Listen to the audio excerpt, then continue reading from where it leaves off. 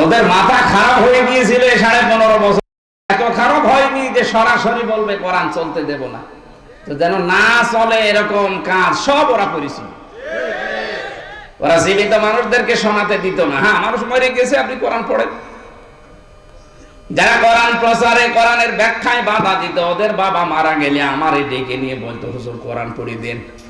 আরে ভাই, আপনার বাপ তো মরেই গেছে, ওর জন্য তো আর কোরআন শরীফ না। ও যতদিন জীবিত ছিল ওই পর্যন্ত ওরা শোনাতে পারলে, কাজ করতে পারলে কাজ হইত। ও মরিয়ে গেছে, এখন ওরা আমি শুনিয়ে কি করব? যাদের জীবন কোরআনের উপরে চলে না, এই মানুষগুলো যদি মরণের পরে হাফেজ দিয়ে, মাওলানা আলেম দিয়ে কোরআন পড়ায়, যেই কয়টা আয়াত পড়বে ওগুলো যদি ওর প্র্যাকটিক্যাল লাইফে না থাকে, ওর আরো আযাব বাড়বে। ফেরেশতা এসে গোতা দেবে, ওই কি বলে হাফেজ? ইউসিকুমুল্লাহু ফি আওলাদিকুম লিযযাকারি মিসলু হাযযিল উনসায়াইন। তেলাওয়াত যখন অবশ্যই করবে, আয়াত পড়বে না পড়বে না? আলহামদুলিল্লাহি রাব্বিল আলামিন থেকে শুরু করে এ পর্যন্ত যখন আসবে, ফেরেশতা কিন্তু গোতা দিয়ে বলবে, কি এই আয়াত তোর জীবনে ছিল? বাড়ি যাওয়ার সময় জিজ্ঞাসা করছে কি? ও যদি 5টা প্রশ্নেরও জবাব দিতে পারতো, তাও তো অন্তত সময়টার একটা দাম দেওয়া যেত। কিচ্ছু বলতে পারে না, বেকার, খালি এই সাউন্ড বক্স নষ্ট হয়। একদম কাঁদছিল, এই কি হয়েছে? আব্বা আমার রেজাল্ট দিয়েছে। রেজাল্ট দিয়েছে, কাঁদার কি আছে? ফেল করেছিস না পাস? বলছে না আব্বা, আমি ছিলাম 5-এ, আমারে নামিয়ে দিয়েছে 3। আমারে যদি অন্তত ফেল করতাম তাও তো ক্লাসে রাখতো। আমার এমন রেজাল্ট, আমারে নামিয়ে দিয়েছে 2 ক্লাস নিচে, এখন আমার 5-এ উঠতে আর আমার 2 বছর লাগবে। আমি এই কারণে কাঁদতেছি। তা আপনি আজকে এসে অন্তত যদি 5 থেকে 6-এ উঠতে নাও পারেন, অন্তত 5-এ থাকা যায় না? নাকি আপনারা আবার 3 নামিয়ে দেওয়া লাগবে? এই জন্য এমন ভাবে শুনবেন যেন অন্তত 5-এ থাকতে পারে। 6-এ অবশ্যই আমাদেরকে উঠতেই হবে। এই কথা বলেন না কেন? লাতার কা বন্যা তবাকন আন তবাক, এটা কোরআনের আয়াত, ইনশিকাকের ভেতরে আছে। এই আয়াতটার মানে বাস্তব অর্থ হচ্ছে, হে নবী, আপনি এক জায়গায় থাকলে হবে না, আপনাকে উপরে ওঠা লাগবে। দিন যত যাবে আপনাকে উপরে উঠতে হবে, এক তবকা পার হয়ে আর এক তবকায় যাওয়া লাগবে। তাকে আল্লাহ যে তবকার পরে তবকা, আসমানের পরে আসমান পার করে একেবারে আরশ মহল্লা পর্যন্ত নিয়ে গিয়েছিলেন, এটা শোনেননি জীবনে? তুমি কি একবারে গিয়েছেন? আস্তে আস্তে গিয়েছিলেন। আজকে আমরা অন্তত 96 বছরে এখানে যারা শুনলাম, অন্তত এত বছর না শুনলেও 20, 30, 40 বছর শুনতেছি একাধারে। আগে যা ছিলাম, কোরআন শোনার পরে যদি ওই রকমই থাকে, তা আপনারা শোনার দরকার নেই, আপনি অন্য কাজে মন দিন। ডাক্তারের কাছে আমরা যারা যাই, প্রত্যেকটি বাচ্চা নিয়ে গেলে ডাক্তার আগে ওজন দেয়। আগে কি করে? আমার এই যে আজকে 53-54 দিন হয়ে গেল, একটা মেয়ে হয়েছে, পরে ডাক্তারের কাছে নিয়ে গেলে আগে ওজন দেয়।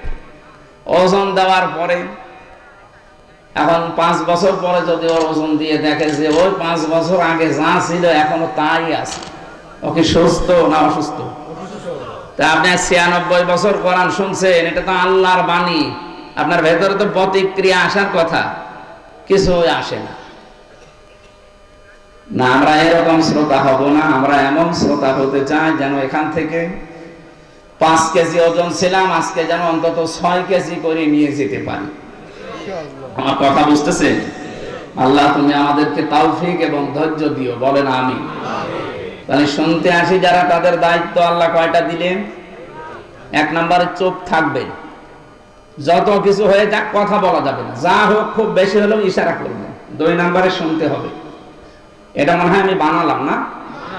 সূরা আরাফ 204 নম্বর আয়াতে আল্লাহ জানিয়েছেন, ওয়াইদা কুরিয়াল কুরআনু ফাসতামিউ লাহু ওয়া আনসিতু লাআল্লাকুম তুরহামুন। রহমত নাযিল হবে এখানে যদি তোমরা শুনতে পারো আল্লাহর কোরআন আর চুপ থাকতে পারো। যেহেতু আপনি বসে আছেন, এটা কিন্তু ফরজ না, আগের যে 2টা বললাম এটাই ফরজ। শুনবেন ফরজ, চুপ থাকা ফরজ, আরে বসে থাকা নফল। বসে থাকা কি? আফদালুল ইবাদাতি তিলাওয়াতুল কোরআন। পৃথিবীতে যত নফল ইবাদত আছে সবচাইতে নফল ইবাদতের ভেতর উত্তম এই কোরআনের অনুষ্ঠান। এখানে কোরআন পড়া হবে, শোনা হবে, বোঝা হবে, এটা উত্তম নফল ইবাদত। কিন্তু চুপ থাকা আর শোনা কি? বলেন বলেন। কাউকে সালাম দেওয়া কি ফরজ? সুন্নাত। সালাম দেওয়া কি? কিন্তু সালাম শোনার পরে জবাব দেওয়া দেখেছে? সালাম দেওয়া সুন্নাত, অথচ জবাব দেওয়া ওয়াজিব। না দিলে আপনার ওয়াজিব তরক করার গুনাহ হবে, আর ওয়াজিব তরক করলে কবিরা গুনাহ হয়। সালাম না দেওয়া ভালো ছিল না?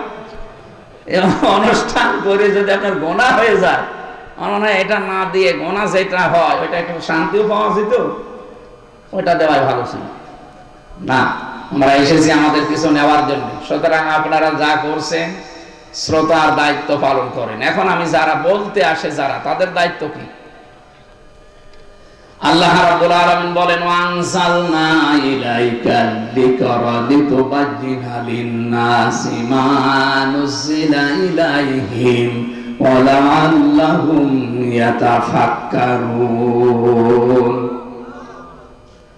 সূরা নাহলের 44 নম্বর আয়াতের শেষের দিকে আছে, হে নবী, এই কোরআন আপনার প্রতি আমি নাযিল করেছি, শুধু চুমা খাবেন আর মাথার উপরে রেখে দেবেন? হ্যাঁ, কেন দিলাম আপনাকে এটা জানেন? লিতুবাজ্জিনা লিন-নাস, এখান থেকে যান, আর লাগবে না। আপনি মানুষের সামনে ব্যাখ্যা করবেন, বিবৃতি দেবেন স্পষ্ট ভাবে, গোপন করবেন না কিছু। শব্দের দিকে খেয়াল করে শোনেন, লিতুবাজ্জিনা লিন-নাস। আপনি যখন মানুষের সামনে ব্যাখ্যা দেবেন, কি মানুষ যারা মরে গেছে। লাম শব্দ ব্যবহার করা হয় আরবি গ্রামার অনুযায়ী 13টা অর্থে। প্রথম অর্থ হচ্ছে লাম ব্যবহার করা হবে যাদের জন্য তারা জীবিত হওয়া লাগবে। আল্লাহ এখানে যে লিন-নাস দিয়েছেন, এটা মৃত মানুষের জন্য না, জীবিত মানুষের জন্য। সুতরাং কোরআন প্রচার করা লাগবে, কোরআন ব্যাখ্যা করা লাগবে তাদের সামনে যারা জীবিত। কি কিন্তু শব্দটাকে 15.5 বছরে আমরা পাল্টিয়ে ফেলেছিলাম। এই দেশে জীবিত মানুষদের সামনে কোরআনের ব্যাখ্যা করা কত কঠিন হয়ে গিয়েছিল। 14 জায়গায় অনুমতি নেওয়া লাগবে এরকম একটা অনুষ্ঠান করার জন্য। যারা দায়িত্বে ছিলেন সরাসরি হয়তো বলেননি যে আমরা হতে দেব না, কিন্তু যেন না হয় এইরকম ব্যবস্থা আপনি করে রেখেছিলেন। 14 জায়গায় কেউ যাবেও না, ও ছাতা কোরআনের অনুষ্ঠান দিবেও না। যাতে মাতাল হলো তাহলে ঠিক ছিল, কারণ জানে যে দেশে 96% মুসলমান। অন্তত আর চাইতো এই কোরআনের বিরুদ্ধে ডাইরেক্ট অবস্থান নিয়ে টিকে থাকা যাবে না। একটা ছেলে শুধু বাগান থেকে ফুল ছিঁড়ত, বাগানের মালিকের ছেলে এই ছেলের বাবার কাছে গিয়ে বলছে, চাচা আপনার ছেলে শুধু আমাদের বাগান থেকে ফুল ছেড়ে, আপনি কিছু বলতে পারেন না? ফুল ছেড়ে, ওর মাথা একটু খারাপ তো, এই জন্য ফুল ছেড়ে।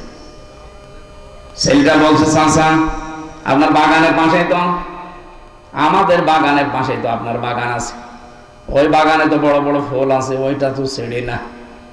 ওর মাথা যদি খারাপ হবে তো ওইটাও তো ছেড়ার কথা।